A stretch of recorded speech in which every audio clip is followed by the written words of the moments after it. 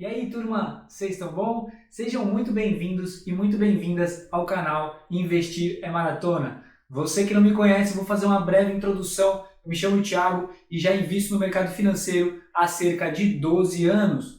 Aqui no canal a gente passa muito conceito e hoje é um vídeo conceitual com 5 passos de como o investidor iniciante tem que iniciar, né? Então, são os primeiros 5 passos. E o que eu vou fazer aqui? Eu vou primeiro citar e exemplificar esses passos e na segunda etapa do vídeo a gente vai fazer um exemplo prático. Aqui no canal a gente tem já esse procedimento. A gente sempre primeiro explana, então fala um pouco mais abertamente e na segunda etapa a gente te mostra exatamente como executar o que a gente está falando aqui ou o que a gente está querendo dizer da análise ou estudo simplificado de alguma empresa. Então, esses 5 passos são bem simples e vão te ajudar a começar a investir ainda hoje, o que é fundamental para você. O quanto antes você começar a investir é melhor pelo fator de juros compostos. Então, a gente sabe que no decorrer de um longo prazo, os juros compostos é exponencial. Então, aqueles ativos que você começou a investir há muito tempo atrás, há 20 anos, eles vão explodir após aí 18, 19 anos. Você vai ver esse valor te entregando muito resultado. Então, é a curva exponencial dos juros compostos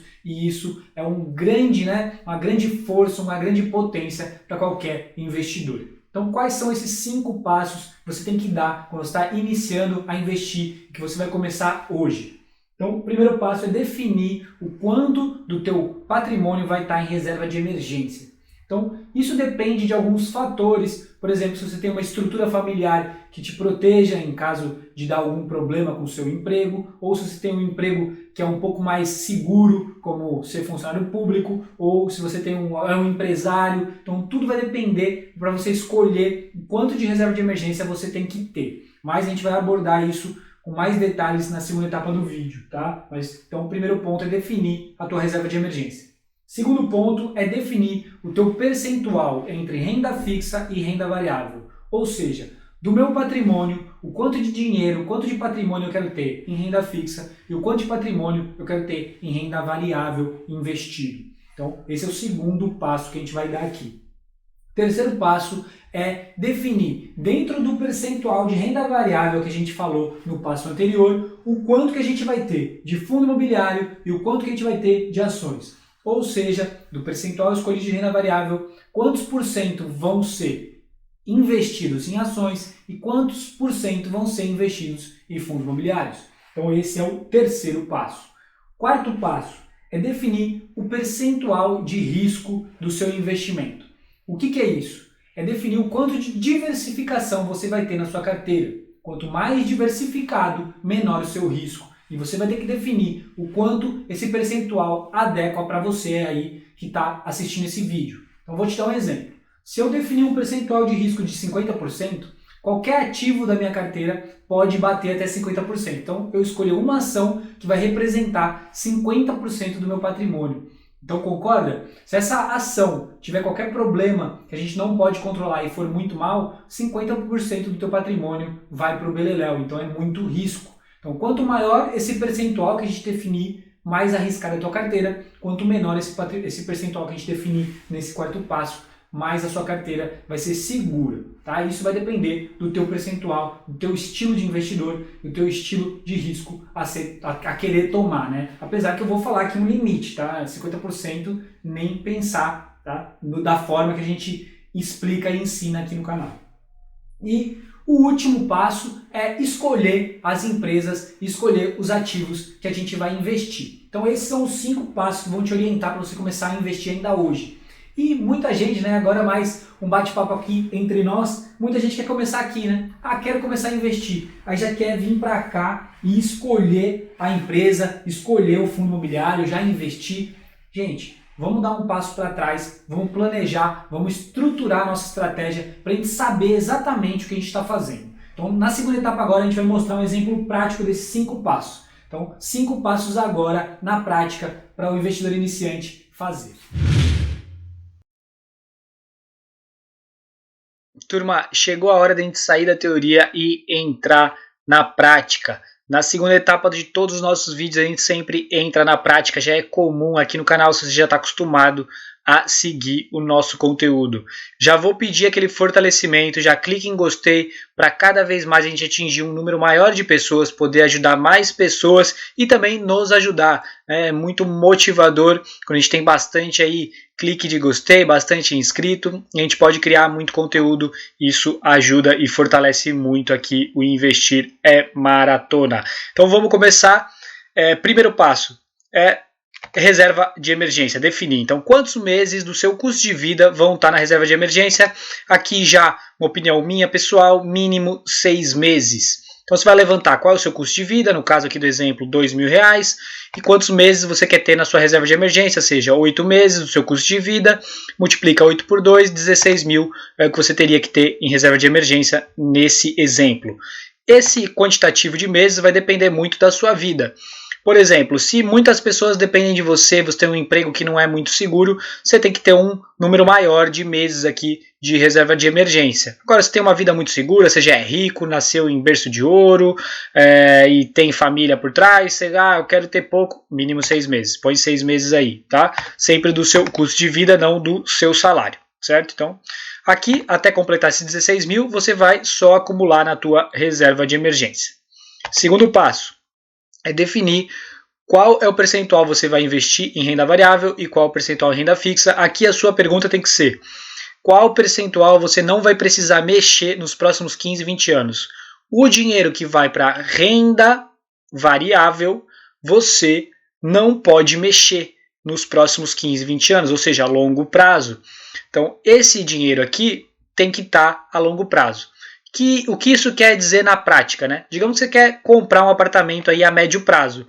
Provavelmente você vai aumentar um percentual em renda fixa, que é o que você vai tirar, né, para comprar esse imóvel, e diminuir de renda variável. Ou qualquer outro objetivo de curto, médio prazo vai fazer com que o valor da renda fixa suba em detrimento da renda variável, tá? Então, esse dinheiro de renda variável tem que ser um dinheiro que você não vai mexer a longuíssimo prazo. Então, defina qual é esse percentual dentro da sua realidade. Terceiro passo: qual o percentual dentro da renda variável que você quer ter de fundo imobiliário e de ações? Então, qual é a pergunta aqui? Qual percentual você quer ter com menor volatilidade, ou seja, com menos emoção? Os fundos imobiliários têm menos emoções, eles, apesar de serem renda variáveis, eles têm menores oscilações. Então, quem tem o coração aí mais fraco, é melhor ficar no fundo imobiliário, tá? E possibilidade de receber rendimentos mensais também, né? Fundo imobiliário você recebe aí os aluguéis, tem a possibilidade de receber os aluguéis todos os meses, tá? Então aqui você pesaria mais para fundo imobiliário, aí depende de como você pensa sobre investimento e a sua estratégia que você está traçando aí, mas é importante definir nesse terceiro passo. Quarto passo: quanto você quer tomar de risco? Então, qual é o percentual de risco que você quer tomar? E aqui eu vou mostrar para vocês o que é esse exemplo prático. Então, vamos supor aqui que definiu 2,5% de percentual de risco. O que é isso, Thiago? Você definiu então o percentual de renda variável era 50%. Definiu que o teu percentual dentro de renda variável em ações era 50%, ou seja, o percentual dentro do teu patrimônio que você tem de ações são 25%. O que você vai fazer? Você vai dividir esse percentual total do teu patrimônio pelo percentual de risco que você criou. E ele vai te dar a quantidade de ações que você tem que ter. Você tem que ter 10 ações. Por que isso? Aqui no exemplo, né? A gente só colocou como se fosse VEG, tá? Mas pensa que são empresas diferentes aqui. Então, na VEG você vai ter 2,5%. Na Lojas Renner você vai ter 2,5%. No Banco do Brasil você vai ter 2,5%. E assim você vai escolhendo seus ativos. Somando todos eles no final, você vai ter 10 ativos vezes 2,5%, que vai dar os 25% total aí do teu patrimônio investido. Por que isso é um número, né, que te protege do risco? Digamos aqui que a VEG, não vou usar o exemplo da VEG, né, vamos por aqui do lado aqui, L Renner. Vamos por Lojas Renner, tá?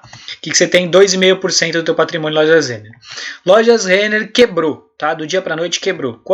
Qual percentual do teu patrimônio foi afetado? Apenas 2,5%. Então perceba, quanto mais alto você coloca aqui, maior o risco que você vai ter. No máximo aqui a gente indica 5%, tá? 5% é se você é agressivo pra caramba.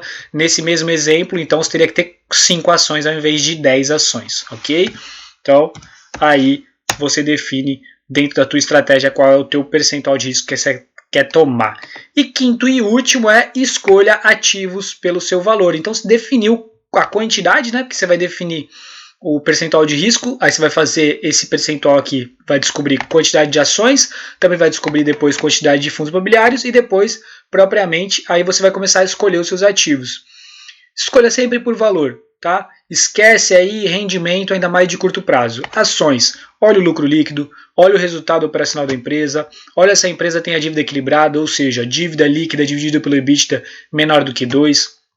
Vê se ela tem um fluxo de caixa positivo, tá? Em resumo aí, esses 4, tá? Fundo imobiliário, vê se ele tem boa diversificação, ou seja, se ele não é monoimóvel, quanto mais imóveis ele tiver, melhor. Se esses imóveis têm boa localização e boa diversificação geográfica também. Se o setor que ele está se encontra é mais tradicional, com menor risco. Exemplos de setores a se evitar: educacional, colégios e hospitais. Por quê? Porque o fundo não consegue tirar o inquilino mesmo que ele estiver inadimplente. Existe proteção jurídica para esse tipo de inquilino. Então, fique com os setores tradicionais e gestores também tradicionais. Então, esses são os 5 passos. Mostrei aí na prática para vocês. Ah, Thiago, onde eu vou analisar as ações? Onde eu vou encontrar informações sobre os FIIs? Aqui, ó, vou dar 3 sites aqui como exemplo. Fundamentei.com, tem todas as ações, todos os fundos imobiliários para você analisar. FIIs.com.br, você tem todos os relatórios dos fundos imobiliários para fazer a sua análise, dar uma estudada enquanto você vai escolhendo os ativos ali do 5º passo. Status Invest igual a ações e FIIs. Então, muito lugar, conteúdo gratuito para você escolher os seus ativos. Então, quando você estiver escolhendo seus ativos também, não precisa ser tudo, né, de uma vez, uma batalha. Escolhe um mês, no outro mês escolhe um outro, no outro mês escolhe um outro, até porque no seu primeiro aporte que você for fazer, você não vai investir em todos os ativos, você vai investir em um, depois você vai investir em outro, depois em outro. Então, vá montando a sua estratégia com calma, com paciência, siga esses 5 passos e comece ainda hoje a investir.